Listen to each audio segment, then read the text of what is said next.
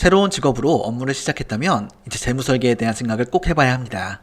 재무설계란 표현이 좀 어렵다라고 이야기하시는 분들도 계신데 앞으로에 대한 자금 계획을 설정하고 이행해 나가는 그러한 단계를 재무설계 전략이라고 봐주시면 좋겠습니다.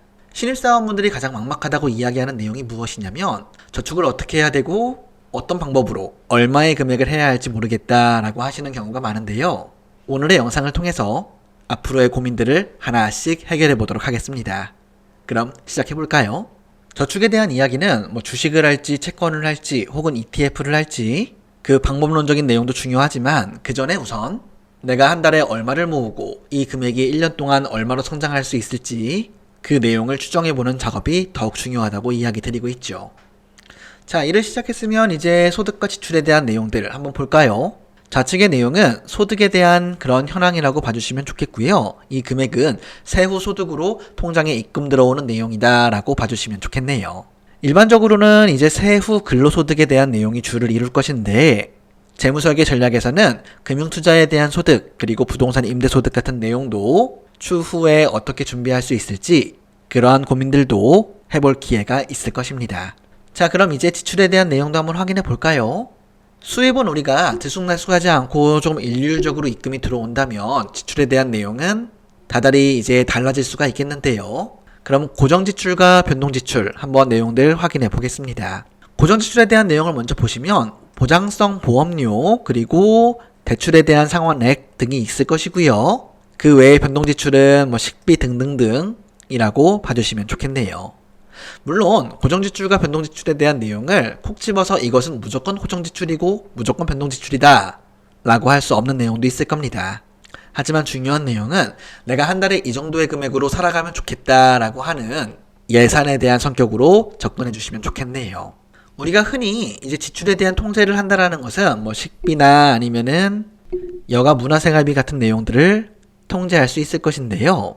상단에 있는 보장성 보험이나 대출에 대한 내용은 우리가 금융에 대한 이해도를 조금 더 높인다면 충분히 비용을 절감할 수도 있습니다. 대표적인 이야기를 드리면 보장성 보험 어떤 것이 떠오를까요? 이제 암보험이나 실손보험 같은 그런 내용들일 건데 저는 보험에 대한 내용은 저축이 아닌 지출에 대한 성격으로 보고 있는데요. 그렇기에 최소한의 보험료로 최적의 보장을 설정하는 것도 상당히 중요하다라고 이야기를 드리고 있죠. 추후 보장성 보험의 기준을 잡는 영상도 업로드 될 예정이니까 관심 있는 분들은 참고해 주시면 좋겠고요. 여기에서는 이제 보장성 보험료가 얼마가 적당하다라고 하는 기준, 사람마다 혹은 소득마다 차이는 있겠지만 저는 20대 중후반 그리고 30대 초반이라면 한 달 보험료로 20만 원을 넘지 않으면 좋겠다라고 이야기를 드리고 있습니다. 해당 금액은 실손보험과 이제 주요 진단금에 대한 내용이다라고 기억해 주시면 좋겠네요. 만약 나의 보험료가 한 달에 20만 원 이상 넘어가고 있다라고 한다면 보험으로 과소비를 하고 있는 것은 아닌가에 대한 것도 한번 짚어볼 수 있으면 좋겠습니다. 오늘은 디테일한 전략들에 대해서는 조금 내용들을 줄이고요. 전반적인 윤곽을 잡는 시간이니까 조금 더 나아가 보도록 하죠. 자, 부채에 대한 내용들. 대출은 우량대출과 우량하지 않은 대출로 구분을 지을 수 있는데요. 돈을 빌리는 것인데 우량하다? 이런 표현이 좀 어색할 수는 있겠지만 대출 이자가 이제 시장에서 빌릴 수 있는 기준치에 충분히 들어온다면 우량한 대출이다 라고 이야기를 드리고 있지요. 대표적인 우량 대출은 학자금 대출처럼 이자가 낮거나 아니면 정부 정책 대출처럼 저금리로 자금을 활용할 수 있는 것들이라고 봐주시면 좋겠네요.